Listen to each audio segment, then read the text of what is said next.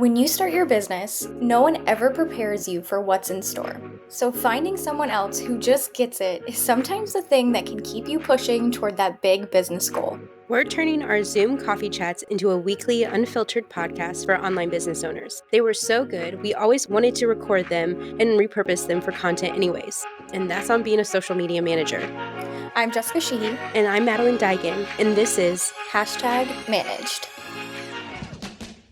Hey everyone, welcome back to another episode of #managed. Hey Madeleine, how's it going? How was your weekend?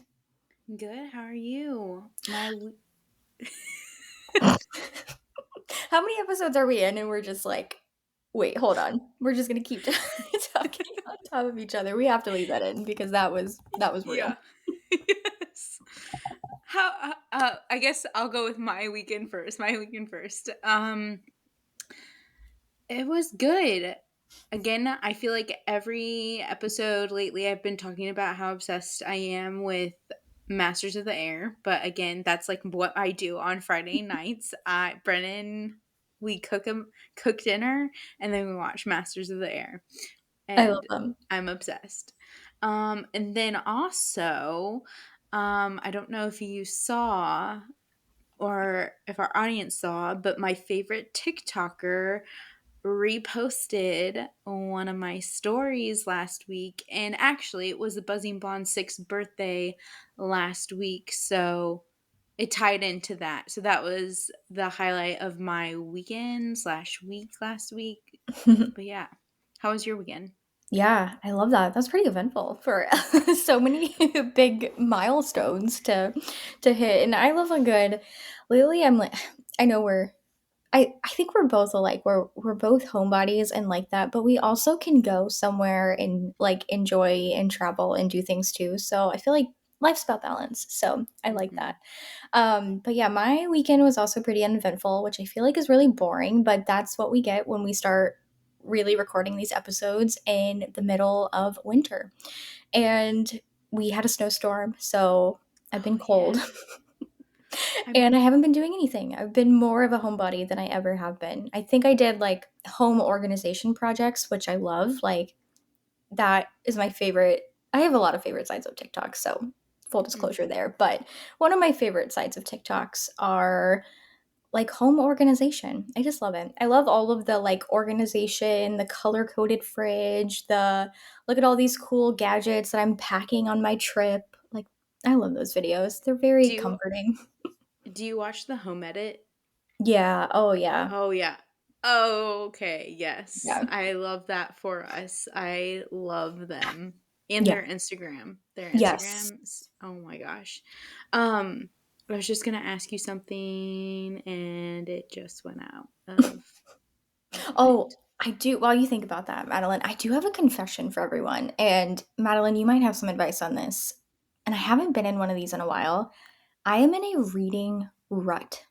I have not read in 2 weeks because I don't think we've talked about like reading in a I while. was I was going to ask you about if you finished Glossier. Okay. Glossier Glossier. Yeah. Yes. Glossy? Is it glossy? Glossy, yeah, that's Yeah. what, yeah. Yeah.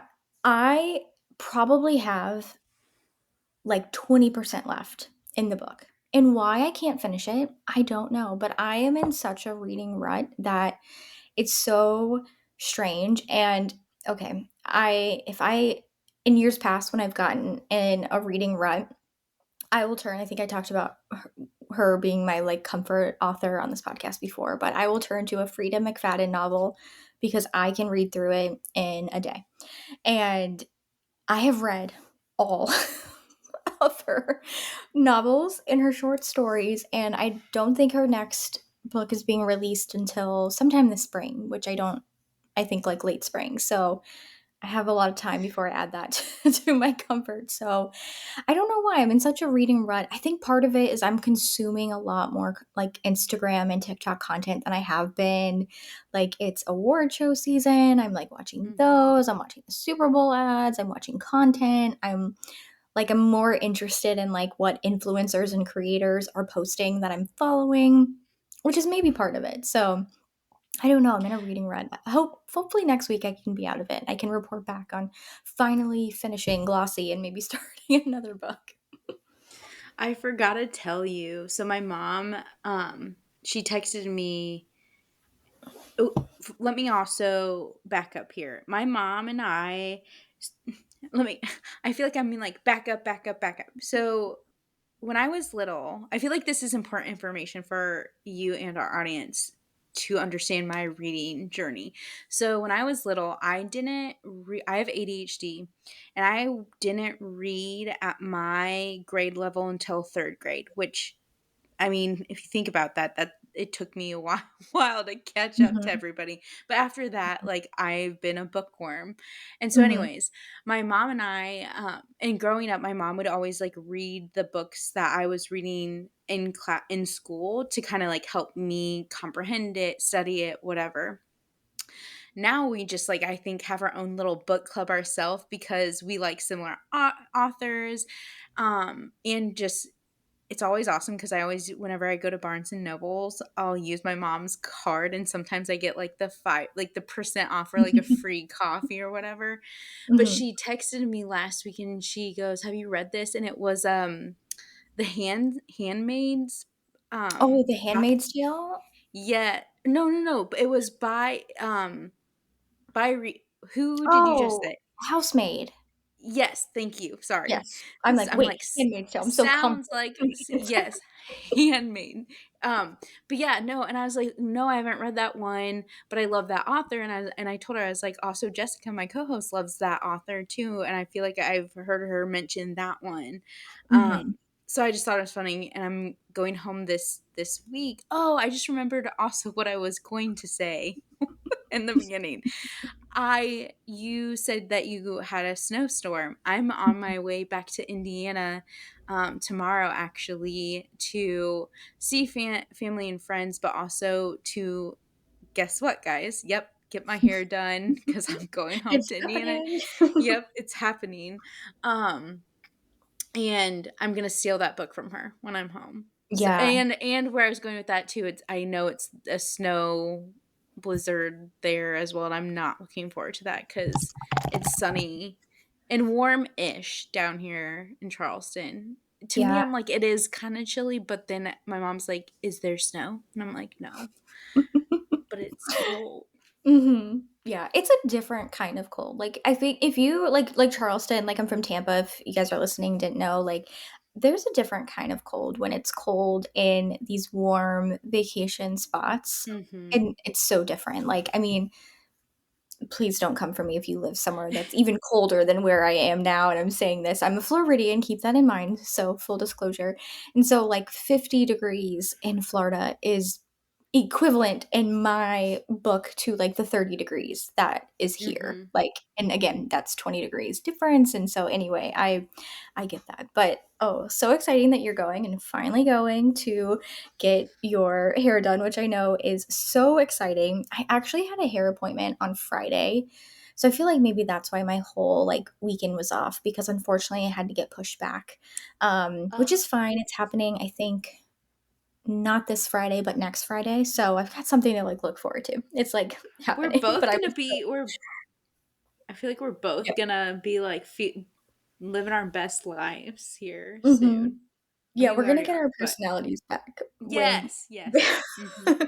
yeah. Oh, but I love that. So, yeah, you'll love The Housemaid. Like, if even if I talk to someone who I like to nerd out over books, so if I talk to someone who's not a reader, like, The Housemaid is one of the first few books that I'll recommend, and then, of course, after Oh, you read it, you have to read The Housemaid's Secret because that book is also really good too. So, anyway, I can make a case for any Frida McFadden novel because they're so good. Maybe I've read so many, maybe I should just go back and um, reread to get out of my funk because I need to do that. Yeah, I'm stuck on Glossy for some reason. So I think I just need something that's an easy, like light read. I was also reading another book, which I can't remember what it was, and I don't have my Kindle like at easy access to grab right now. But I started it and it was a really slow start, but maybe I should go back to that. But it was like a top recommended book to me, like based on my reading history. So I'll find the name of it, and if that gets me out of my rut, I will definitely share here on the podcast. But yeah, it's been a little cold, so I feel like I need a little. Well, one, I need my hair appointment to come so I can get my personality back. And Mhm. two, I think I'm just a little vitamin D deficient, and so I need some sun. So start of March, I will go back to Tampa for a little mini, like I'll work, so I'll call it a workcation. But Mhm. I am also going to soak up as much sun as I can get. And of course, I will wear my SPF. I always do. But I'm like, I just need a little bit of warm weather to kind of get back into the swing of things. But yeah, well, so many things happening, and I know we have a lot of fun things to kind of talk through with our segments. So Madeline, should we kick off with our first segment, our water cooler? Yes. This week, our anonymous person says, I've had a client for close to 6 months, and for the amount of work I do for them, I really undercharge myself. The contract the contract expires at the end of March. If the client wants to renew their contract, what's the best way of going about increasing my prices? Ooh, this is good. And I'll kick off with kind of my perspective because we're recording this around the end of February, and I know this episode will go live be at the end of February, the last week. So now is the time, the last week of February, the start of March, to have the conversation with your client about the contract ending and next steps. I think something like this should first and foremost happen in an email, because with I think with a lot of things like contracts and agreements and just really like foundational things of a project that need like a client's approval and basically anything that you want a paper trail of. And so I think money and contracts is one of those things. Have the email so that way you have that paper trail record of having this conversation. And I would start it off with just by communicating where you're at with. I know right now you're feeling like you're undercharging yourself. And I know I've been there. I'm sure Madeline has been as well. And so it's really defeating when you're exhausted and you're not being compensated to what you think that that work should be compensated for. But again, I would reach out to your client and let them know in just a 30-ish day notification that the contract is ending and here are the next steps. You've really enjoyed working with them as a client and would love to continue that relationship. However, in the next 3 or 6 months, however many long contract timeline that you want to suggest to them, you can really kind of adjust that based off where you're thinking, kind of based off of hopefully this advice, and give the new parameters for the contract. And so that lets them know that the contract length might change, but it's also going to change in the pricing. And I think there's multiple things when it comes to changing our pricing. There's a lot of factors that go into it. I really don't think we need to sit there and write a whole Frida McFadden novel over how much we've done for the project and the ROI we've brought and our worth and our value and the economy and it's 2024 and all of those things, when in reality contracts raise all the time. It happens for so many different industries. It happens for so many different service providers, and I know we as social media managers get put under a microscope because we are typically on a monthly retainer versus other service providers. And so I would just let them know that the reason you are raising the rates is because the scope of the project and how it encompasses, of course, include what that is. And of course, you can always add in those things I mentioned around, your 2024 rates are going up, whether that be for demand, whether that be for different things. Maybe you've done some personal and professional development in 2023. Maybe you plan to do so.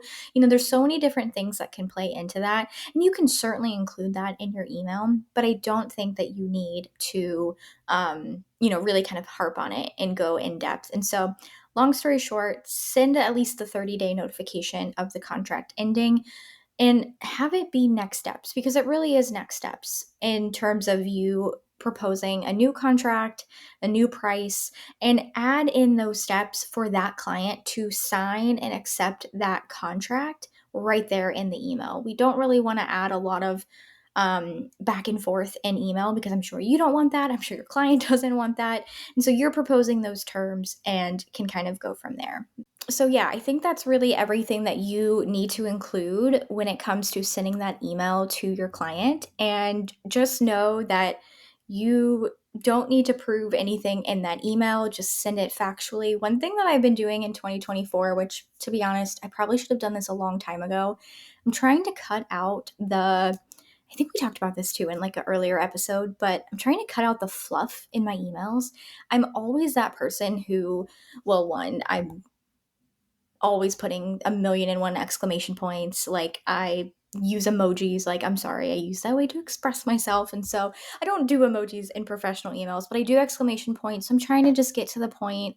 I'm trying to remove fluff. I'm trying to remove things like if this is okay with you, and just trying to honestly stand in my own power as a business owner, which is hard. I think as females, we really struggle with that sometimes. And so, anyway, all that to say, just go about the email transactionally. That's what it is. And my perspective, if a client has any questions about that, I, at that point, like to get them on a Zoom call, especially if they don't have any questions that they've sent to me in that email, because I would love to, of course, have that paper trail. But if they want to have a conversation, I love to do it on Zoom. I'm just better talking face to face in general. And if there's any questions or anything holding them back, I can kind of answer and address that. And of course, if you're going into that, you know, that's just them, your client having questions for you. That's not them coming to, kind of like work your way down or discount or anything like that. Now, will clients try to do that? Yeah. I think a lot of times people are bargain shoppers. They want a discount, they want that. Sometimes that's people's nature. And there's really no reason we need to take that personally, and kind of go about it that way. And I guess the last point, which I'm like, okay, a million and one last points, but the last point is if you're wondering with how to, how much to raise your rate, I think that's something that one, really think about it from, an objective standpoint. Money is super subjective. We put so much emotion around it. So, of course, if you're really undercharging yourself to where you're maybe breaking even with this client, or maybe you're in the red or something, of course, raise your rate to really accommodate that. But we want you to be profitable. So, also take that into account. There's nothing wrong with wanting to be profitable as a social media manager, as a service provider in general. So, you can definitely raise that rate, but also keep in mind that, maybe say for example the package is $1,000 per month. Could be more, could be less, but for the sake of this example, because I'm not the best at mental math, and we're recording this towards the end of the workday, so I definitely can't do mental math. But say it's $1,000, and maybe you listen to a podcast or you were on a webinar or heard from someone who basically is charging three times that. Because I know I have been in those situations where I'm like, whoa, am I really undercharging myself because I'm not double or triple like this person? And again, I don't know if anyone has ever signed anyone with that price. I don't know if anyone has the right experience that I do. I mean, hopefully they're not under, less experienced than I am charging that price, but that could happen. That's totally fine. But anyway, think about it in the sense of realistically, can your client sustain you at that rate for 6 months? Because if you're trying to go from 1,000 to 2,000, that's a large jump, especially over 6 months. But maybe if you go from 1,000 to 1,500, again, just for the sake of easy mental math here, that's a little bit easier for a client to understand. Okay, that is an increase by X percent. Again, can't do math, so you guys will have to do that on your own if you want to. But, I can sustain Jessica's rate for the next 6 months and pay her, because then, do you get in a pickle in month 4, month 5 when maybe they've ran out of money? That could always do that. So always just kind of keep that in mind when you're pricing yourself. So that's a really long winded water cooler, but there's a lot of different things to really think about there. Perfect. And so, okay, let's go into show me the numbers. And so, if you've been listening, this is our second segment. So, this segment is really open to any numbers that I have, that Madeleine has, that we want to brag about. But, organic social media sometimes is slow, and I personally don't have any numbers. I would, of course, once I, do a couple of analytics reports for myself and others, I can definitely share if they're not that great because I'm not going to lie, there are some platforms, like for myself right now, Instagram, I'm in the red, Madeline. But, it's one of those things that there are certain pieces of content that are doing so much better than I've posted in the past like 2 or 3 years. So, I'm doing worse in terms of followers, impressions, and reach. Like honestly, all are declining. But I've been doing more carousels, which have been really fun, and they have been getting tons of comments, tons of saves, tons of shares, which I haven't seen big numbers on any of those metrics in a long time. So, I don't know. I guess that's a win. I was I wanted to share too. So I mentioned that Avery Woods, the TikToker, she shared my video that I posted on Instagram or in Instagram stories. And I think I had mentioned to you where Avery has like 300,000, maybe less, but like in, high Mhm. thousands. And after she posted my video, I probably got maybe 20 new followers and pleasantly surprised, but also where I'm like, are they the like quality followers? Not per Mhm. se, but I mean, you Yeah. give and you take, Yeah. you know. True. Yeah.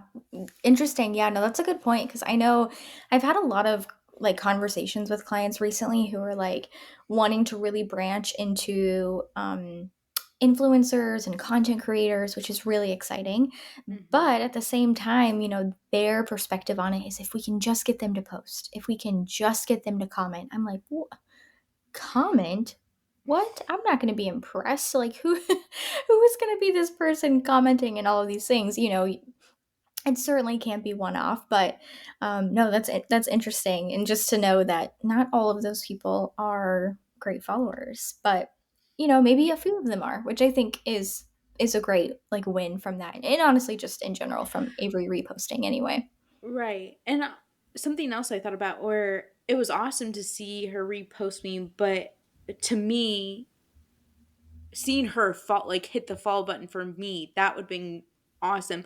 But Hmm. I also am like, why would she follow me? Like, I mean, Right. yes, I am awesome, but I'm a social media, where it's like Hmm. there really is no reason, I think, right now. Like, I'm really not making content that would appeal to her right now, Yeah. if that makes sense. Yeah.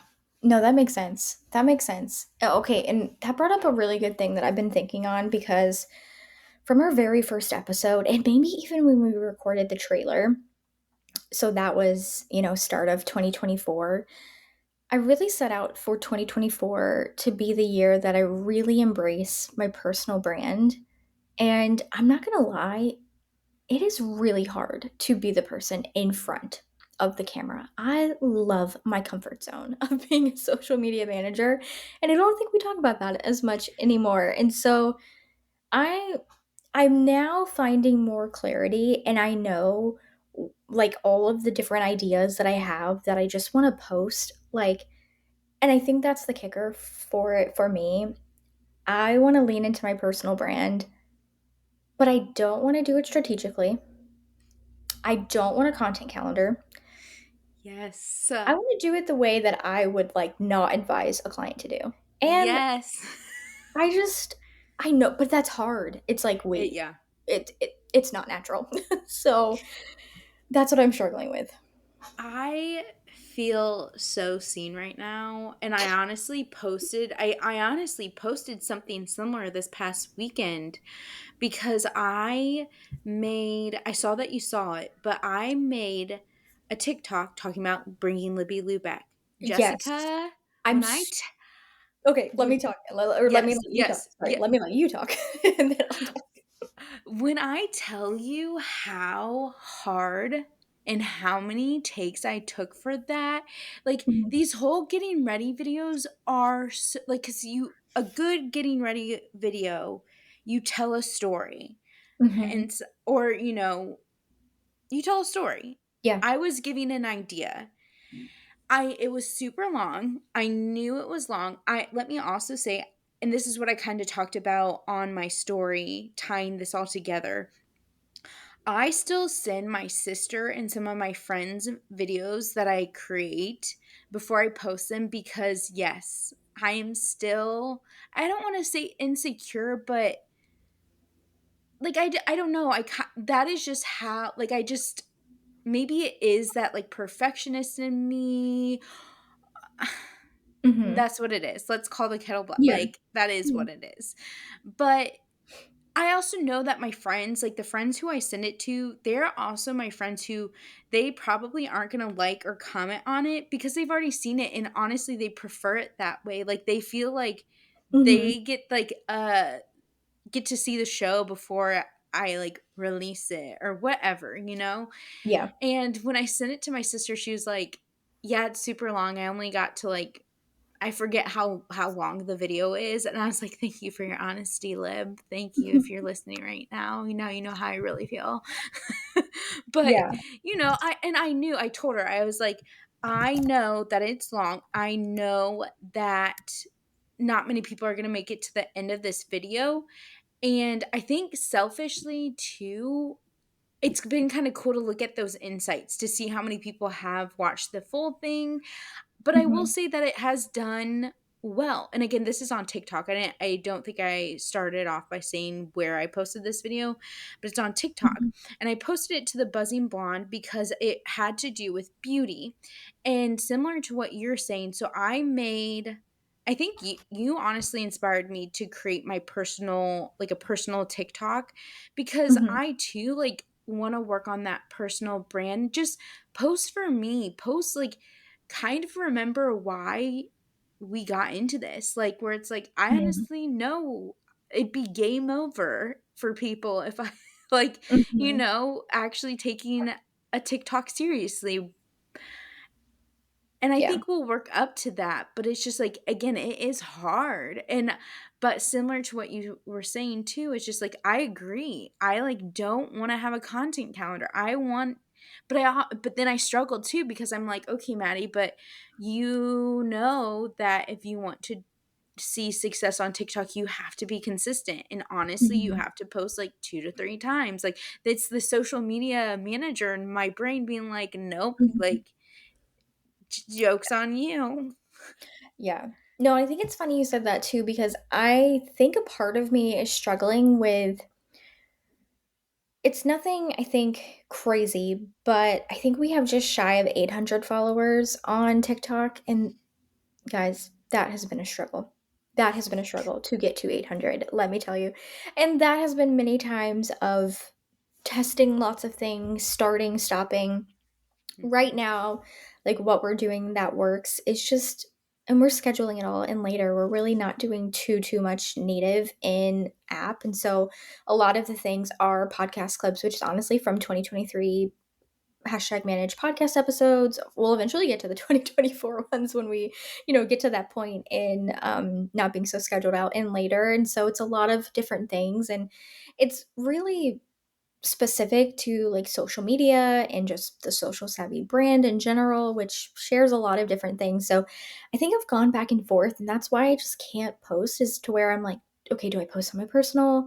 Or wait, this is a really good post. What if I post it on Social Savvy's TikTok? What if it does really good? And then in my head, I'm like, please be quiet a little bit, that little voice in my head. And then I don't post at all. So I think what I'm gonna do is I'm gonna wait because I'm trying to just bank everything in a folder on my iPhone because I don't want a content calendar. I don't want to schedule things out. I want it to come naturally. And I know if I can create a great bank of content and ideas, which I have, start in March. I'm not even saying March 1, just at some point. Maybe I start next week. I don't even know. It will happen when it happens. And just start posting and getting into that good habit of creating because I think I go back and forth on which profile to do it. I know ultimately I just need to do it on my own so I can have it. And it cannot be planned. It can just be fun. It can be like, I don't know if there's a name for it, but like, what's the name for a Finsta on TikTok? But that's like, I don't think we have a name for that yet, but that's a brilliant idea. like to me, that's how I'm looking at it, which is so weird to say as a social media manager, it feels like a sin. I can't say that, um but yeah, so I'll start posting when it makes sense. And I think that's the other thing, and maybe because I'm in my reading funk that I'm consuming so much content. So I'm like consuming content of all of these creators, like nano, micro, like big influencers as well. And I'm like, oh my gosh, that could be me, but I don't post. And then I'm just in that like never ending cycle. So I really feel like I'm in my client's shoes because I know when they come to me, this is exactly what they deal with. But on the other hand, it's one of those things where I can't actually like I wouldn't outsource it if that makes sense. Like any other thing in my business, I would like if I couldn't do it or didn't have the time and had the budget for it, I would. But I'm not necessarily going to bring on like a person to do my personal TikTok because again, it's my brand. So I feel like one, I'm filming it and I'm like you, perfectionist. I can't actually get like a good take on anything. And so yeah, I don't know. Mhm. That's my struggle. That's my soapbox this week. Yeah. No, I feel that. Now we're getting to our second segment. And so, as I was saying, however many minutes ago, if you stayed with us this long, thank you. This is a very random week, but you know what? That happens. We're creatives and we've creatived a lot. So we're a little fried. I always like to say that. That's like Yeah. my new thing. My brain is fried. It's like, okay, hold on. What's going on? But so this week, I want to highlight something that is a little interesting, might be also a little controversial. Madeline and I were talking about it before we hit record. So Instagram is testing supposedly new limits on how many hashtags you can add to posts. So I personally haven't seen this on our social savvy accounts. I haven't seen it on any of the clients that we manage, but I do know a lot of you have been posting about it in our hashtag managed collective Facebook community that you have had this. So Instagram is saying that they are limiting just by way of, notification that will pop up to 5 hashtags on a post. And I think there's been times in, Instagram creators account in times past where they have talked about is it 3 to 5 or 3 to 6 being the magic Mhm. number of hashtags that they say to use. And I know we've talked about it here on a dedicated episode around hashtags versus keywords. What should you use? And so I think it's really interesting. It's also controversial because apparently that's not really what's happening. It's just a glitch, which I feel like is Instagram's cop out for anything these days. Yeah.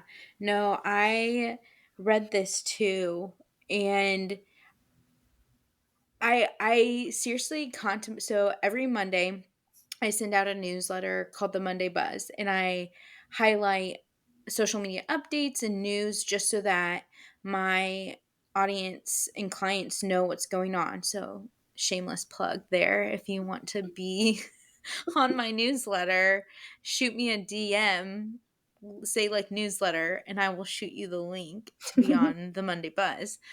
But so when I'm creating the Monday Buzz or going through the Monday Buzz, I um will will look at all these articles, whatever.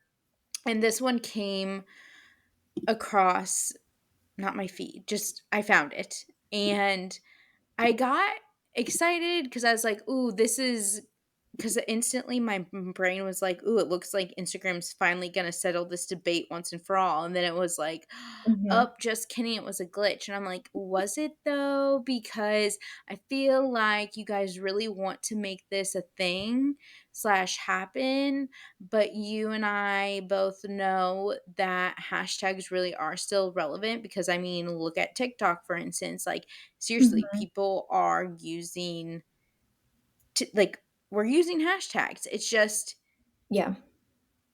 people know like I again compared to when hashtags first came out to now, people know how to use them properly. If I'm Mhm. so Yeah. I don't know. I Yeah. just do I think it will happen eventually? Yes, I do. Mhm. I I do. agree. Yeah, I agree. So The jury's still out if this is even a real thing or it's, and Madeline and I had to do our research before we hit record because neither of us could remember exactly what it was. But in 2018, which I was taken back by how long ago that was because I thought it just happened. And so that really scared me that we are now, oh my gosh, that's 6 years ago. Mhm. So, okay. Oh, Mhm. that was scary to Yeah. even realize that 2018 was 6 years ago. But in 2018, I remember Instagram did an update to where they wanted to have the feed to where you could swipe left instead of scroll up and down. You could swipe left and right. And it was one of those things where people were probably like, whoa, like, what is happening? This isn't making sense. And I remember it happening really vividly. And then I remember thinking, okay, this is weird because it's not natural. Like, why are we completely changing like the whole user experience on Instagram? And I remember so many people going to Twitter and being like, what's happening? What's happening? And I don't know if this is exactly the time frame, but I swear it only happened for like an hour. Yeah. And then Instagram reverted it and was like, "No, that was a really serious glitch, you guys. Sorry about that. And let's get back to Instagram as normal." And so it's one of those things where, of course, Instagram has always been changing up things and doing different things. And some people get updates right away. I want to say majority of accounts actually had it, which made me think it wasn't a glitch because I know sometimes like real glitches only happen to a handful of people. And I think us as social media managers, we're in so many accounts and we either see it on all I of them or we see it on one. So I don't think that was a glitch, but yeah. that always gets, can we also agree? Like, that is my biggest bone to pick with, I don't even know if that's how the saying goes. But I get so annoyed at Instagram when, again, I'm reading all the updates and wanting to inform people of them. And it's like, oh, haha, only a few people have this, or it's not rolled out to everybody. I'm like, can we like at least roll it out to social media managers so that we can like play around with it and inform our clients about it? Hmm. Please, because, or the other annoying thing is, again, when it's like, here's a good example, and you tell me if you have this feature yet, Jessica, but you can now put a poll within your caption. Oh, yeah. Do you have, Yeah. like, my one client has it. I do not have it yet, and I'm like, are you kidding me? Yeah. A few of our clients have it. I don't think we have it yet, but a few of our clients do. And Hmm. honestly, it was a client who told me about it when it happened because I did not see it. You know, when you're like, Yeah, you're on your yeah. phone and you're on Instagram 24/7 and you're reading up on all the updates and then, oh, here's one that slips right through the door. And of course, their Oh account yeah. gets it before mine. And I'm like, I don't know. I'll look into that and I'll get back to you on our next Hmm. meeting. It happens. I mean, I think, we don't always have to know because it is so difficult. Thank you, Instagram, for making it difficult as a social Hmm. media manager to know everything that happens. But yeah, sometimes I feel like I'm like the last to get it. And I'm to your point, it would be awesome if there was a big group of social media managers for doing a focus group on all of the different updates that happen even before they get rolled out in the app. Like if there was some sort of process to where we could provide feedback. I mean, Madeline and I are throwing our names in the ring here. Like we have a great hashtag managed community. Like we would all love to do it. I think that would be worthwhile because sometimes I don't know, or I would love to know what is the reasoning behind the specific updates and features because I don't think a social media manager gives a lot of them. And I think that there's a lot of things that we would honestly want. All right, let's go into our third and final segment before we talk about today's topic, which, spoiler alert, is in the name of this podcast episode. So that might be why you clicked it, or maybe you just subscribe and you get notifications every Monday when we post new episodes. But on my feed this week is actually something that I have seen so many times, and I really think it's a really old interview from him, but it's from Gary Vee, and he's talking about the Taylor Swift rule, which is probably because every content I'm consuming is a, meme or article. And of course, Madeline and I are always in a group chat with Harmony as well on the team, and we're talking about Taylor Swift this, Taylor Swift that. Like we're booking our trip to the conference and going to London and doing all of the things. So I know why it's on my feed. But Gary Vee talks about the Taylor Swift rule and how she has changed marketing. And one thing that I think is really, really interesting that he talks about is how Taylor Swift, well, one, she's a great marketer. We've talked about it time and time again here on this podcast alone. And of course, she has a team, she has a background, her parents are, have a background in it all as well. So I think it really creates a great mastermind of thinkers and marketers and business minded people. And honestly, she's a creative as well, which I think goes a long way. And so the one thing that he talks about is depth in what we're doing. And, you know, one of his points was, and if you follow, or even if you don't follow, you probably know that Gary Vee does this, but he is really good at depth in being personable. And if someone is tweeting him or asking him a question like, hey, Gary, should I invest in this or start this business? Gary Vee is there commenting his experience. Like, I mean, he is a serial entrepreneur, so maybe he's relating it to something he does, or he's giving his opinion, or, doing some coaching or something along those lines. And it's one of those things where not many people are doing that. And I think it's one thing that we it's like that one thing, we all have 24 hours in a day, and Mm. I think Gary Vee, like Beyonce, like like Taylor Swift, they use all 24 hours in the day. And I think part of that is, they've built big empires, they have big teams, they have a lot of resources, which I know like we do not. We can certainly get there, but the difference is the personability. And so, thinking about how you can go deep. And so it's super simple. And I think one of his big points of it as well is, especially to like how Taylor Swift does it as well, is not everything she does is calculated, but not everything she does is going to give a direct and immediate, whatever you want to call it, ROI, cash flow, cash boost, revenue boost, whatever name you want to give it. It's not going to happen, but the longevity of it is going to be so big. And so I think when we think about the Taylor Swift effect on the Super Bowl and on the NFL and on so many different things, and, of course, just read any post from ESPN or NFL or any major publication that has a primary audience of primarily men, and the comments will be the same. They'll say, I'm tired of seeing her and Travis. When are we going to stop talking about her? When?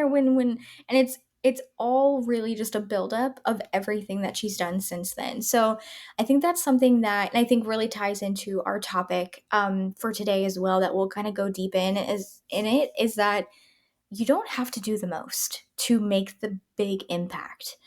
Sometimes it's the really, really small things that happen. It's, of course, these are just examples, but maybe you order from a small business or like a local boutique in town, and maybe you place your order online, and I don't know, maybe you get a personal email. Maybe the owner calls you up and is like, hey, Jessica, thanks for placing the order. Now, I'm not saying that we have to tell our clients to give this level of customer service, but we just have to do something small, something personal to add depth. And the last thing that I'll share on this is, last week I was in a client meeting and we were talking about their industry, which to be honest is really, really hard. And it's one of those things where the products are so new to the market. And especially with our client, they create a really, really unique product. So sorry for being super vague. I just have to be at this moment working with them. I'll share more when I can. But, we talked about their competitors, and they're not doing a lot on social media, in part to the industry being so vague, and you have to cross a lot of red tape, and it's really hard to market in it. And so, one of the things about it is, after doing the competitor analysis, I'm like, in the meeting, this is what I said in front of like Team Social Savvy and in front of our client. I'm like, I think we just need to be 1% better.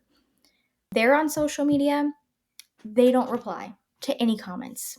They just post content and kind of go about their day. And again, I am not coming for those social media managers' jobs by any means. I get the resources that go into it, but we just have to sometimes be 1% better. So that's my big takeaway when you're thinking about how can you stand apart as a social media manager? How can you take the Taylor Swift effect into your own, or the Taylor Swift rule into your own business, into your clients' businesses when thinking about strategies? And it's all about depth, personability, and just honestly being 1% better. Ugh, I love that. I love Gary Vee. I love Taylor Swift. I feel like Jessica, you and I don't know. I feel like because we both started our business in 2018. Yeah. Yeah, Yeah. 18. I just turned 6 last Yeah. week. Yeah. We just found But out that 2018 was yeah. 16. But I feel, and again, where I feel like our friendship started bonding too, just like because we really are. I would honestly like to think Jessica and I are like the OG organic influence or social media manager influencers, if that ever were a category. Mm-hmm. But at this time, I'd have to look it up, but Gary Vee's Jab Jab Jab Right Hook came out, and Mm-hmm. that book is like Yeah. my social media bible, and because it is all about organic marketing, and Yep. there are just so many good examples. Like I will even revisit that book every now and then Mm-hmm. today, just Yeah. because. And I looked, that Gary Vee video about the Taylor Swift rule was in 2016, I Oh, I think. love that. Yeah. So Yeah. like he's always kind of shared that information and been ahead of the curve. And again, that is kind of our job as social media marketers and marketers in general, is you study trends, you see these, you make note of it. And I Mm-hmm. think, and honestly, I think that is what differentiates a really good marketer from a not so great marketer. Yeah. But anyways, kind of really what's been on my feed this week, I'm going to try and tie it back into that. But for those of you who don't know, it is officially Girl Scout cookie season. And I was a Girl Scout. Jessica revealed that she was not, I and that's unfortunately okay. was not. But there, you guys, their Instagram, another social media manager I want to applaud, would love you on the podcast. You guys, they have stepped up their game. And I really, really encourage you guys who, so what I'm about to talk about is they created this ad. Um, it wasn't a Super Bowl ad, obviously, but they titled it "The Only Ad You Need to See Today." And they have this like thin mint cookie person, like it's a person in a thin mint suit, but it basically, the thin mint, it starts off at the early age with when the little girl is a Girl Scout, all through like high school, college, and then starting her own business, and then to being a mom and her daughter becoming a Girl Scout. And like, you all know, like, Girl Scout, it is a generational thing. And again, the Girl Scouts, like, I'm going to be fully transparent here too, where I became a Girl Scout because everybody was a Girl Scout and I like FOMO, okay?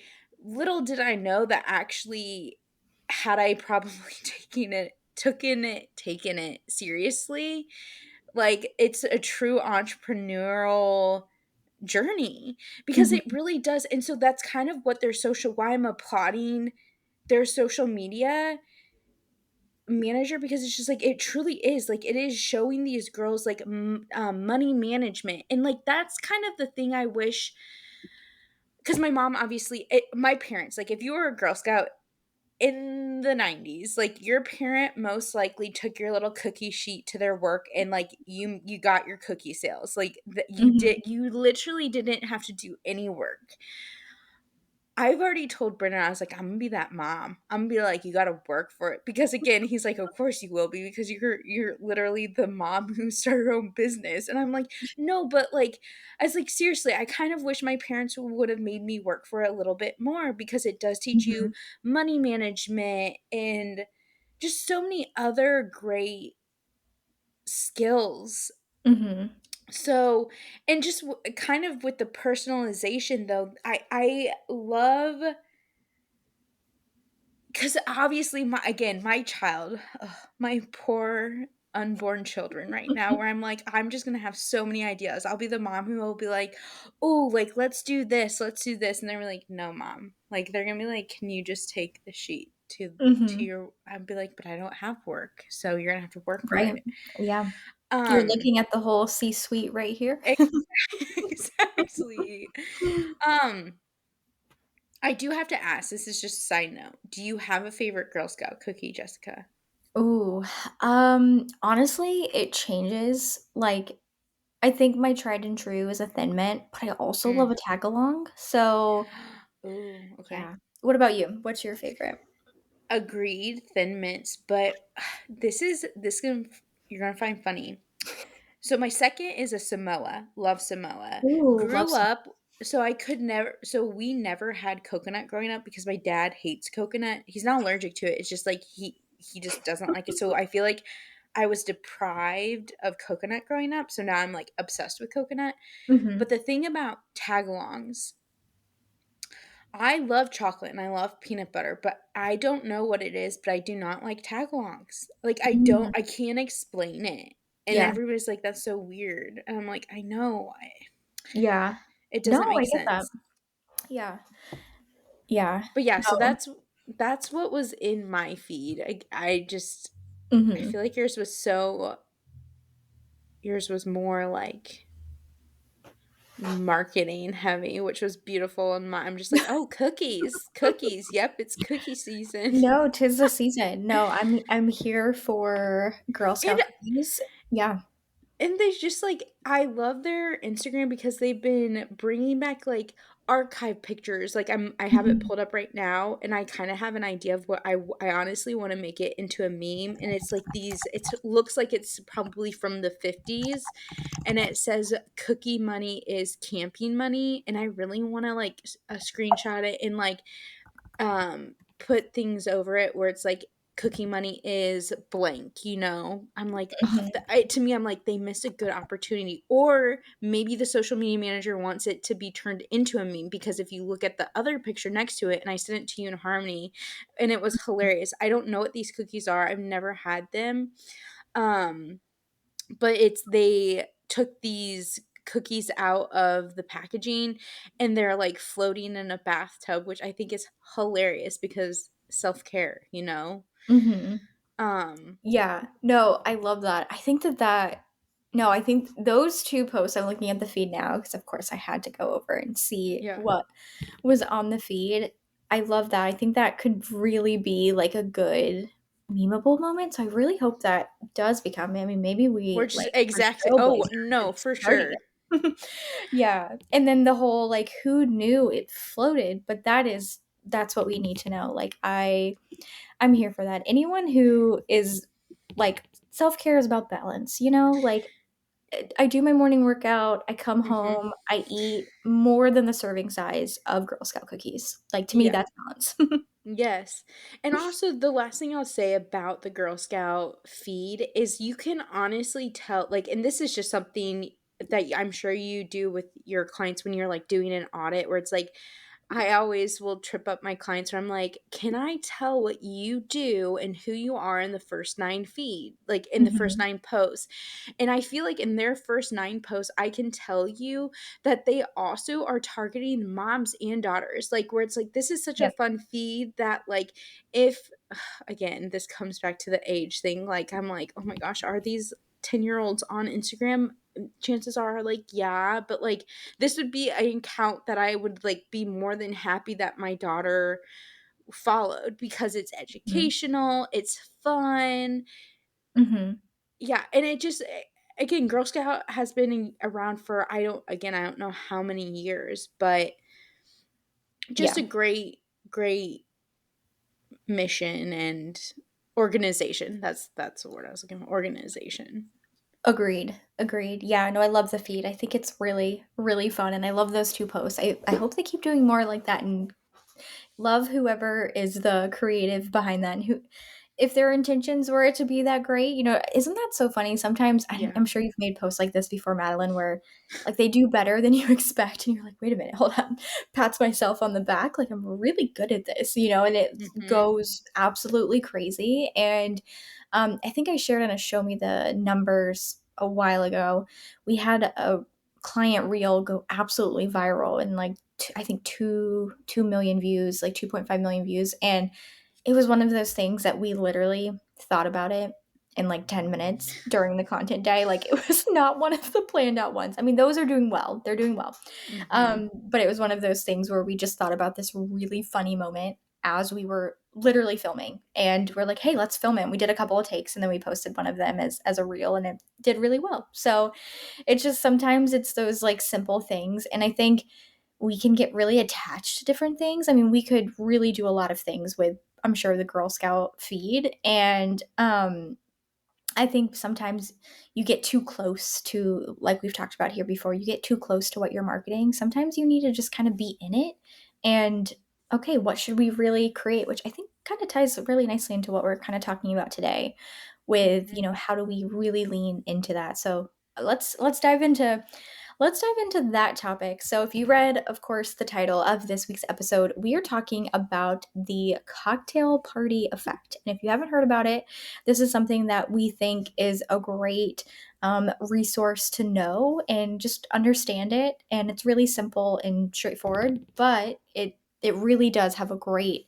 foundational piece because it ties into personalization psychology. And to be honest, this is what I nerd out about in terms of marketing, like different, I don't know, just different things in terms of like human behavior and marketing and sales, which I know are, just full disclosure, are two different departments, but I love to see how they get really married into each other. So Madeline, do you want to kick us off with kind of sharing your take and your thoughts about it? Because full disclosure, Madeline brought this topic for us to record, and so we were like, let's do it. We're running with it. So yeah, Yes. Madeline, if you want to kick us off. Yeah, so I first want to start off by explaining what the cocktail party effect refers to, or what it is.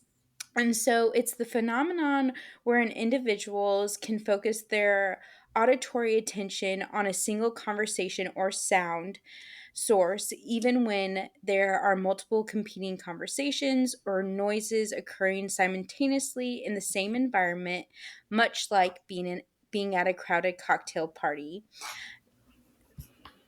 That was the long version. So, where on social media, there's just so much going on. We are over stimulated, we are over consuming.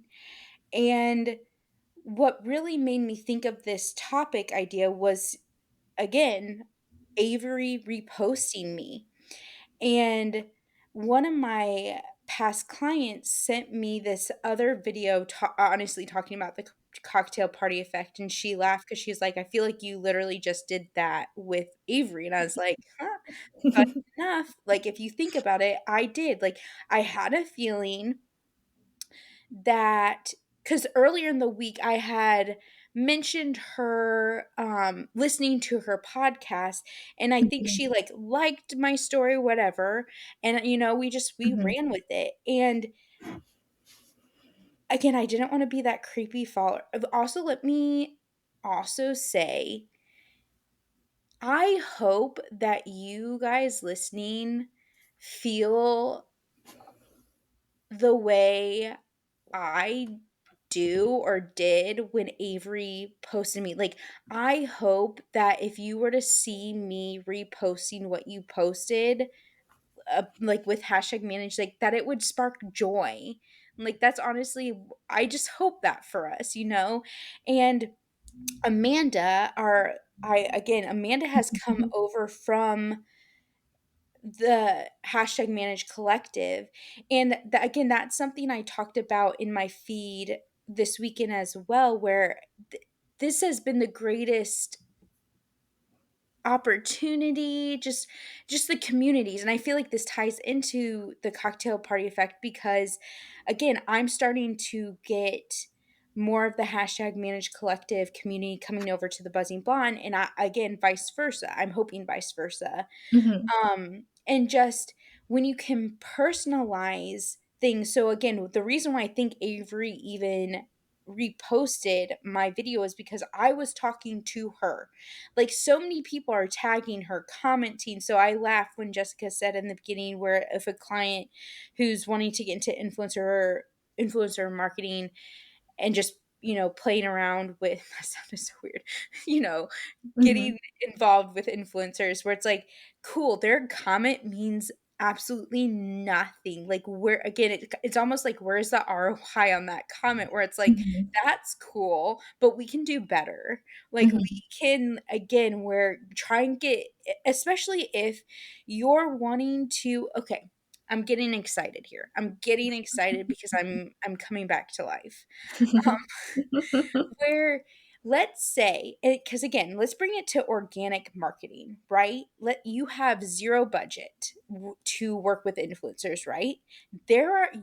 You cannot tell me that you can't get the attention of an influencer to somehow repost your reel, or just like get the attention of your brand.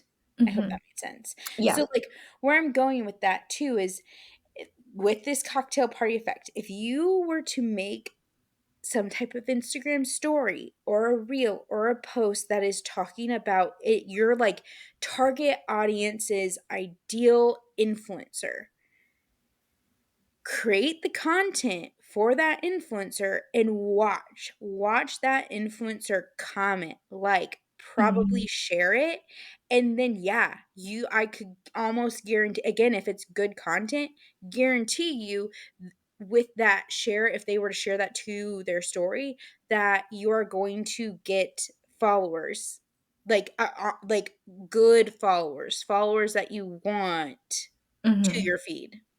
Yeah.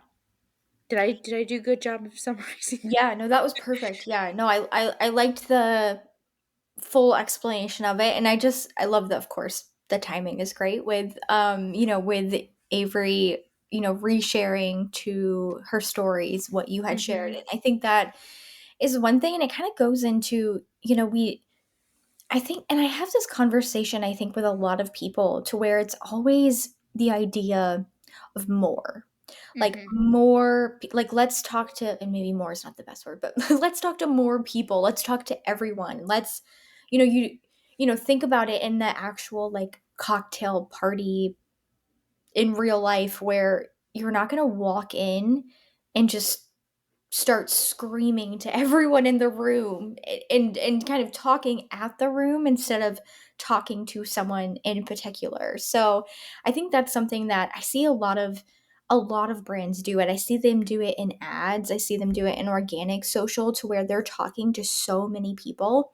When in reality, if you personalize, and I think that's the thing where it kind of goes back to like what was on my feed with the depth and the mhm, 1%, like being 1% better, doing something in a slight 1% increase than everyone else. And honestly, I think that really ties into beautifully. Like, we didn't really plan this. I mean, we planned the episode, but we didn't really plan this to where, you know, Taylor Swift, and I think, Madeline, you said 2016 was when that video mhm, first circulated of Gary Vee. And so further along in the video, and if you search Gary Vee Taylor Swift, this Taylor Swift rule, you'll be able to see many versions of his interview. And he was talking about how Taylor Swift would see a tweet to her, Taylor, come sing at my wedding. Taylor, take me to prom. Taylor, send me this thing. Like, do these things. And of course, she is only one person, and in 2016 was obviously like had a remarkable career, but she would go do those things. And it wasn't that she was doing everything that people are asking of her to do, but if she saw something for her and she knew it would help her in that depth in terms of reaching more people in the long run. And it's one of those things to where it's like, whoa, Taylor Swift is doing that? Like, that is her response? Kind of to Madeleine's point, like, that can go such a long way. And I think that it kind of like what I was saying at the start of talking about this topic here is that it's such a great tool for us to have as social media managers when sometimes we don't have a lot of resources. Like, we can have this tool in our tool belt and we can reach really cool people by doing it. Yeah. And I honestly, I actually love that too because so Avery, hey girl, hey girl, if you listening, what's up? But it just shows too, like not only depth, but like how grounded they are. Where so Avery was I can tell you, I wasn't one of her OG um Instagram followers, but she still acknowledges those OG followers. So like oftentimes if you guys pick, this has been the cool part of my entrepreneurial journey by having so many like poo poo poo, like, oh, she worked for Adidas, oh, she was a nanny, oh, like was not straight and narrow. But it's been fun because that's a way for me that I've seen that I honestly I've continued to build my audience. And when I write some captions and some posts, I'll be like, who, like, when did you start following me? Because like that helps me connect with you on such a deeper, more personal level where it's like, oh my gosh, you saw my, like, a lot of my hard and dark times that I chose to share on social. Mhm. And same with Avery. Like she was a nurse, and like again she like had stalkers and just all this stuff where scary stuff, which honestly too I feel like we don't talk, like I feel like we don't talk about stalker. This is getting dark, but I don't mean to be dark. But I just feel like there are a lot more stalkers out there who are following these influencers that they aren't talking Mhm. about. And I feel like Yeah. that again, we're not a true crime podcast, Right. but but But like, that is a subtopic that but no, yes. that's so true because I living here in Southern Connecticut, our news is New York City news, and Hmm. so I think it was last week? Maybe it was last week. It was really recent to where, I think it's safe to say, unfortunately, one of Taylor Swift's stalkers was arrested for being at her apartment, which of course her apartment, if you know, it's like Hmm. if you see it, it's like these dark, like black steps, and I think it's Tribeca. And so if you walk by it, like Stunning. Ryan and I have walked by it so many random times. I'm like, oh, Taylor lives there. And he's probably like, wait, how do you know that? It's just when you see it once, it stays. But again, anyone, I have great intentions. I'm not gonna camp outside, but some people do not. So yeah, funny that we talked about that because it's been on my news feed, like news feed. But that's something else I feel like we don't talk enough about is honestly how like online stalkers were like that's stalker, like again you and I both know her, like again that's scary too, where Hmm. I couldn't imagine like where it's like when your address is being leaked. And I feel like this should be a whole other, I feel like privacy should be an episode too, and just again Hmm. understanding your privacy settings and all that. Yeah. um anyways, back to the cocktail party effect too. One other thing I wanted to say too is seriously think about this in terms of what type of cocktail parties do you want to be at? What type Mm-hmm. of cocktail parties do your clients want to be at? And take that information when engaging, I think, like engaging Hmm. on socials. Maybe that's a good helpful tip for you guys. um because that's a, like I said, the followers that I got from all of that, they're in Utah, like, so, or not Utah, what am I saying? Avery's in Arizona. So that's kind of cool too because yeah, like whenever I look at my insights, like my ugh, I want to be know again where it's like our podcast is obviously going to be in Spotify's top 10 this year. Mm-hmm. And we're gonna be international. But like, I honestly would love, and I getting excited. I would love to be known in like London. Like, I love London, and so a few weeks ago I asked Jessica and Harmony, I was like, do like where are our top Mhm. members, in the Facebook group. And I was pumped to see that we had, hopefully, okay, if you are a UK listener, please let us know. I want to be besties with you. Okay? Yeah. Because Yeah. I'm also going to be winning the Taylor Swift giveaway to go see her. Jessica and I are winning it. We're going to be reporting from London, front Mhm. row, to see Taylor Swift. Yes. Yeah.